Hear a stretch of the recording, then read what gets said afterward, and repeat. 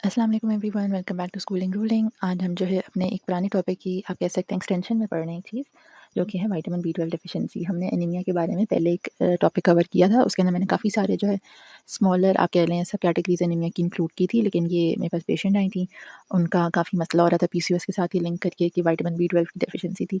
और ज़ाहिर है ये एक ऐसी चीज़ है जो कि आप बिल्कुल एकदम नहीं रिकग्नाइज़ करते फट करके कि अच्छा ये जो है ना इशू हो गया। ठीक है, तो मैंने कहा हम इसके बारे में पढ़ते हैं, अवेयरनेस देते हैं, क्योंकि उनको भी मतलब पेशेंट भी थोड़ी हैरान थी कि अच्छा ये चीज़ भी कुछ होती है, हमें तो नहीं पता था, हमें तो था कि आयरन की सिर्फ हो गई डेफिशिएंसी तो एनीमिया होता है। तो मैंने कहा कि इसमें फिर जनरल पब्लिक को भी एजुकेट करना चाहिए कि विटामिन बी 12 क्या होता है और उसकी डेफिशिएंसी से क्या क्या इशूज़ हो सकते हैं। ठीक है, तो आज हम ये पढ़ेंगे। इतनी लंबी स्लाइड्स नहीं है, छोटी हैं, लेकिन ये काफ़ी इन्फॉर्मेटिव टॉपिक है, तो आप ज़रूर इसको आगे तक सुनें। ठीक है। अच्छा, विटामिन बी 12 ना, इसका नाम है कोबैलामिन। जैसे सारे विटामिन के कोई ना कोई नाम होते हैं, ठीक है, तो इसका है ना कोबैलामिन। ठीक है, ये एक वाटर सॉल्युबल विटामिन है। जैसे कि आपको पता है बी विटामिन सारे वाटर सॉल्युबल होते हैं। और इसका रोल क्या होता है, ठीक है, रेड ब्लड सेल फॉर्मेशन में, सेल मेटाबॉलिज्म में, नर्व फंक्शन में और प्रोडक्शन ऑफ डीएनए। देखिए हमें कितने सारे इंपॉर्टेंट फंक्शन है जो कि विटामिन बी 12 इसमें पार्ट ले रहे हैं। ठीक है। अच्छा, अब आपका स्टमक है ना, उसमें एचसीएल होता है और डाइजेस्टिव एंजाइम होता है पेप्सिन। ठीक है, ये जो है ना मिलकर रिलीज़ करवाते हैं विटामिन बी 12 को प्रोटीन से जिधर वो अटैच हुआ होता है। ठीक है, मतलब आप जो खाना खा रहे हैं उसमें जैसे ये अटैच हुआ होता है विटामिन बी 12, और वो ना फिर एचसीएल और पेप्सिन मिलकर उसको उससे रिमूव करवाते हैं। ठीक है। अच्छा, स्टमक जो है एक और चीज़ सिक्रीट करता है जो यहाँ पे बहुत इंपॉर्टेंट है, उसको कहते हैं इंट्रिंसिक फैक्टर। विटामिन बी 12 जो है ना, जब स्मॉल इंटेस्टाइन में पास करना होता है ना, तो वो इंट्रिंसिक फैक्टर के साथ बाइंड हो जाता है। ठीक है। अच्छा, जब ये दोनों बाउंड टुगेदर चलते हैं ना, इंट्रिंसिक फैक्टर और विटामिन बी 12, तो ये ट्रैवल करते करते स्मॉल इंटेस्टाइन के एंड तक जाएंगे। ठीक है, जहाँ पे रिसेप्टर रिकग्नाइज कर लेता है कि अच्छा ये कॉम्प्लेक्स आ गया, मतलब विटामिन बी 12 आ गया। अगर इंट्रिंसिक फैक्टर नहीं होगा तो विटामिन बी 12 को रिकग्नाइज नहीं किया जाएगा। ठीक है। अब ये बहुत इंपॉर्टेंट चीज़ है। इसका मतलब है कि अगर आप विटामिन बी 12 जितना मर्जी ले रहे हैं, इंट्रिंसिक फैक्टर नहीं है आपकी बॉडी में, तो मतलब इसका मतलब है कि वो ज़ाया जा रहा है, वो रिकग्नाइज ही नहीं हो रहा। रिकग्नाइज नहीं हो रहा तो बॉडी यूज़ ही नहीं करी। ठीक है। अच्छा, अब इंट्रिंसिक फैक्टर जब डिग्रेड होता है ना, तो विटामिन बी 12 जाके आराम से ब्लड स्ट्रीम के अंदर एब्जॉर्ब हो जाता है। ठीक है, इंट्रिंसिक फैक्टर का इतना ही काम होता है उसको ट्रैवल करवाना। ठीक हो गया। अच्छा, पैथोफिजियोलॉजी पढ़ते हैं। अच्छा, पर्निशियस एनीमिया क्या होता है? पर्निशियस एनीमिया और मेगालोब्लास्टिक एनीमिया और मैक्रोसाइटिक एनीमिया, ठीक है, इनको आपने ना इस उसकी तक याद रखना है कि ये ना सारे एनीमियाज़ हैं जब आपकी आरबीसी की प्रोडक्शन प्रॉपर नहीं हो रही। ठीक है। या तो वो काम ठीक से नहीं कर रहे, और मेगालोब्लास्टिक और मैक्रोसाइटिक में ये होता है मोस्टली कि आपका आरबीसी जो है ना अपने साइज़ से बड़ा है और वो प्रॉपर्ली फंक्शन नहीं कर रहा।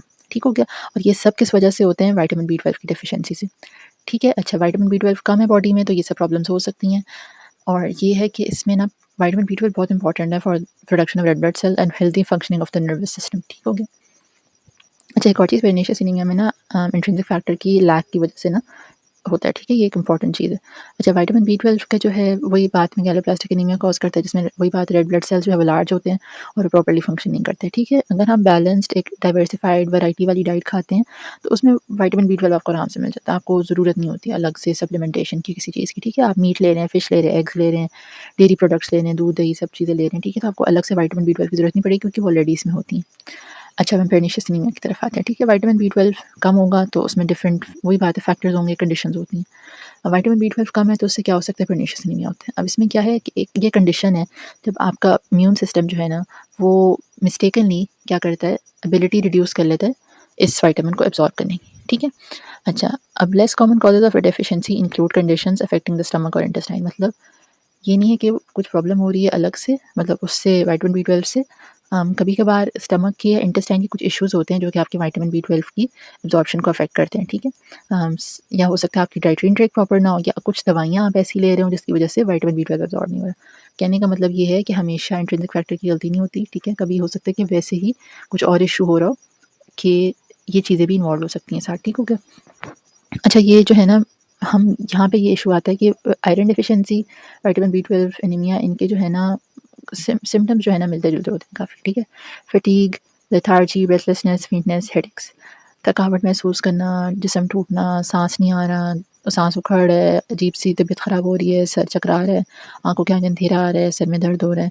ठीक है, ये सारे इसके सिम्टम्स हैं। ठीक है, लेस कॉमन सिम्टम्स क्या होते हैं? इसमें ये है पेलनेस, मतलब आप पीले-पीले होते हो। ठीक है, पैल्पिटेशन, आपका दिल जो है ना अजीब सा हो रहा होता है, आपको लगता है पैल्पिटेशन सी हो रही है, धक-धक बहुत कर रहा है, अजीब सा लगता है। ये होता है tinnitus, ringing in the years, आपको हरकत कान में ची इस तरह करके आवाज़ आती रहती है। ठीक है, लॉस ऑफ एपेटाइट, भूख नहीं लग रही है आपको, आपका टेस्ट ख़राब हो रहा होता है। ठीक है, और अनएक्सप्लेन्ड वेट लॉस, आपका वेट कम हो रहा होता है लेकिन आपको समझ नहीं आती क्या हो रहा है, क्योंकि आप खाना-पीना ठीक कर रहे होते हो, तो वो भी एक सिम्पटम हो सकता है। अच्छा, इसके कॉजेज़ क्या होते हैं? इनएडेक्वेट इंजेशन, ठीक है? अगर आप वीगन डाइट ले रहे हो, आप एकदम से आप वेजिटेरियन बन गए हो और ठीक है, तो आपने ज़ाहिर मीट वगैरह का छोड़ दिया और आपने देखा होगा कि इसका ज़्यादा रिच सोर्स मीट है, और या फिर सप्लीमेंटेशन आपने नहीं की, या फिर आप अल्कोहलिज़्म की तरफ चले गए हो, या फिर फूड इनसिक्योरिटी या पॉवर्टी की तरफ, ठीक है? तो मतलब आपको इन द एंड समरी इसकी ये है कि आपने खाना-पीना आपका उस तरह से नहीं रहा, ठीक है? ख़राब हो गया। इनएडिक्वेट एब्ज़ॉर्प्शन, आपके स्टमक में कोई इश्यू है, स्मॉल इंटेस्टाइन में कोई इश्यू है, पैनक्रियाज़ में कोई इश्यू है, उसकी वजह से इसकी एब्ज़ॉर्प्शन ही नहीं हो पाई, ठीक हो गया? इनएडिक्वेट यूज़। विटामिन बी 12 के एंटागनिस्ट, मतलब आप कोई ऐसी चीज़ यूज़ कर रहे हो जो कि उसको एब्ज़ॉर्ब नहीं होने दे रहे, ठीक है? कोई एंजाइम की डेफिशिएंसी हो गई है, या कोई नॉर्मल प्रोटीन बाइंड हो गई, ठीक है? ये सब चीज़ें हो सकती है अगर आप कोई ऐसी चीज़ यूज़ कर रहे हो जिसकी वजह से उसका साइड इफ़ेक्ट ही हो, ठीक हो? इंक्रीज़ रिक्वायरमेंट, हाइपरथायरायडिज़्म के साथ और हेमेटोपोइसिस के साथ रिक्वायरमेंट्स बढ़ जाती हैं इसकी, तो वो इस केस में पूरी नहीं हो रही, तो उसकी वजह से भी ये कॉज़ हो सकता है। नेक्स्ट है इंक्रीज्ड एक्सक्रीशन, आपकी बॉडी से विटामिन बी 12 ज़्यादा एक्सक्रीट हो रहा है, ठीक है? जो उसकी बाइंडिंग प्रोटीन है वो लिवर डिजीज़ या रीनल डिजीज़ की वजह से ज़्यादा एक्सक्रीट होना शुरू हो गई है। ज़ाहिर है वो जब अगर कोई लिवर डिजीज़ या रीनल डिजीज़ है तो ये आपको पता है डिटॉक्सिफाइंग और रिमूविंग एक्सक्रीटिंग ऑर्गन्स होते हैं, ये जो है फिर ज़ाहिर है वो प्रॉपर्ली फंक्शन नहीं करेंगे, तो हो सकता है वो ज़्यादा इसको एक्सक्रीट करवा दें, ठीक है? Increase destruction, pharmacologic dosage of ascorbic acid when it function as a prooxidant, ठीक है? आपने जो है ना ज़्यादा एस्कॉर्बिक एसिड की डोज़ ले ली, ठीक है? वो प्रोऑक्सीडेंट के तौर पे फंक्शन करेगा और फिर क्या होगा, विटामिन बी 12 की इंक्रीज़ डिस्ट्रक्शन हो जाएगी, ठीक है? ये सब हो गए थे कॉजेज़। अच्छा, मेडिकेशन के बारे में पढ़ते हैं। कुछ ऐसी मेडिसिन है जो विटामिन बी 12 की डेफिशिएंसी करवाती हैं, ठीक है? क्योंकि वो एब्ज़ॉर्ब ही नहीं करवाने दे रही होती। मेटफॉर्मिन हमारे पास बहुत कॉमन ड्रग है, ठीक है? ये हम उसको डायबिटीज़ के लिए जो है ना यूज़ करते हैं। तो अगर ये हम लॉन्ग टाइम यूज़ करेंगे ना, तो इसकी वजह से भी विटामिन बी 12 की डेफिशिएंसी हो सकती है। कुछ ऐसी दवाइयाँ हैं जो कि स्टमक की कंडीशंस, हार्ट-बर्न, पेप्टिक अल्सर वगैरह, ये जो है ना इसके लिए यूज़ होती हैं, तो विटामिन बी 12 की डेफिशिएंसी और बढ़ा देती हैं। इसमें प्रोटॉन पम्प इन्हिबिटर्स जो है, पीपीआईज़ और H2 ब्लॉकर्स जो है बहुत एक कॉमन सी एग्ज़ाम्पल है, ठीक है?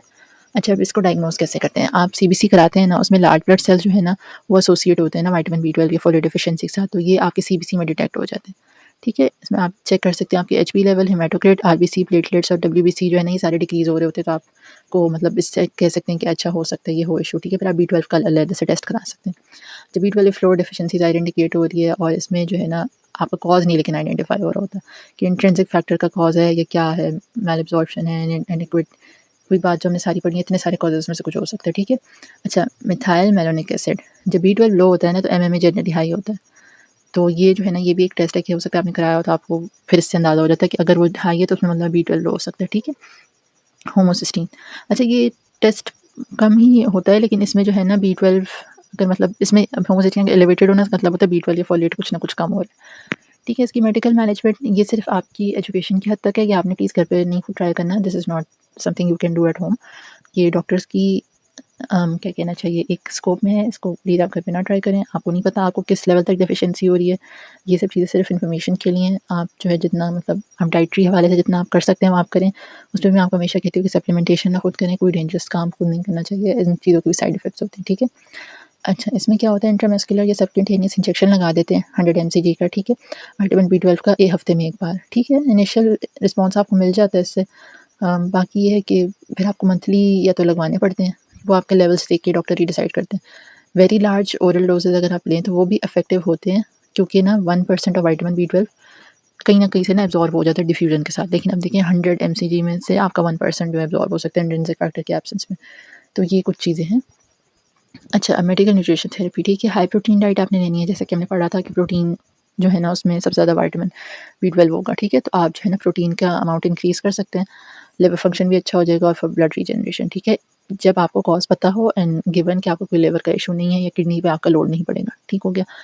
ग्रीन लीफी वेजिटेबल्स जो है ना आयरन और फॉलिक एसिड कंटेन करती हैं, तो डाइट जो है ना ये इसमें भी आपने इंक्रीज़ करनी है, ठीक है? क्योंकि ये कहीं न कहीं हैंड इन हैंड चल रही होती हैं इश्यूज़, तो इस पे भी आपने फ़ोकस करना है। लिवर जो है ना, जो आप कलेजी लेते हैं, उसको आपने जो है ना इंक्लूड करना है, क्योंकि वो आयरन, बी 12 और फॉलिक एसिड की ना एक बहुत अच्छा सोर्स होता है, ठीक है? Meets, specially beef, egg, milk products, ये सब चीज़ें भी आपने इंक्लूड करनी है अपनी डाइट में। अच्छा, अगर आप मेटफॉर्मिन लेते हैं ना, तो आपने जो है ना इस बात का ख़ास ख़्याल रखना है कि हो सकता है आपको बी 12 की डेफिशिएंसी हो, तो अपनी डाइट अच्छी करें, ठीक है? जब आपको मेटफॉर्मिन जब वैसे इंडिविजुअल्स को दी जाती है, तो 10 टू 30% जो है ना उनकी वैसे ही रिड्यूस हो रही होती है विटामिन बी 12 की एब्ज़ॉर्प्शन, और ये कैल्शियम डिपेंडेंट मेम्ब्रेन जो है ना उसको भी अफ़ेक्ट करता है, और उसकी वजह से इसकी एब्ज़ॉर्बेबिलिटी इफ़ेक्ट होती है कैसे? वो जो सेल रिसेप्टर्स की हमने बात की थी ना उसको इफ़ेक्ट करती है, ठीक है? अच्छा, इंक्रीज़ इनटेक ऑफ कैल्शियम, इसकी वजह से भी बी 12 की मैल एब्ज़ॉर्प्शन हो सकती है। अच्छा, जो डाइटरी गाइडलाइंस फॉर अमेरिकन है ना, ठीक है? इसमें जो है लिखा हुआ है, मतलब बताया जाता है कि जो लोग हैं ना 50 से अबव एज, उनको ना विटामिन बी 12 लेना चाहिए। कैसे? सीरियल से सप्लीमेंट्स की फॉर्म में, to overcome the effects of atrophic gastritis. अच्छा, मतलब अगर आपको, मतलब ज़ाहिर है देखिए, ओल्डर जब आप एज जाती है आपकी, तो कोई ना कोई इश्यूज़ जो है स्टमक के कहीं न कहीं हो रहे होते हैं, ठीक है? तो उसको, उन इफेक्ट्स को ओवरकम करने के लिए ना उनको चाहिए कि पहले से वो सीरियल्स वगैरह ऐसे लें जो फोर्टिफाइड हों। आरडीए हमारे पास जो रिकमेंडेड डाइटरी अलाउंस है वो 2.4 एमसीजी है डेली, ठीक है? मेन एंड वुमेन दोनों के लिए। अच्छा, थैंक यू फॉर टुडे। आज जो है हमने छोटा-सा टॉपिक कवर किया, बातें करते हुए ये भी लंबा हो गया, लेकिन फिर भी आई होप ये आपको हेल्पफुल लगा होगा, आपकी इन्फॉर्मेशन में इज़ाफ़ा किया होगा। कीप इन माइंड कि वही बात मैं दोबारा से कहूँगी, मेडिकल मैनेजमेंट घर पे आपने खुद नहीं करनी, अपनी बस अपनी डाइट का ख़्याल रखना है। और जैसे मैंने प्रोटीन की रिक्वायरमेंट्स एक जगह लिखी हुई है कि 1.5 केजी ऑफ बॉडी वेट, ये भी आपने एकदम से नहीं इंक्रीज़ कर देनी, अपने डाइटिशियन से पूछ के कि आपके लिए सेफ़ है कि नहीं, उसके बाद आपने इंक्रीज़ करनी है, ठीक है?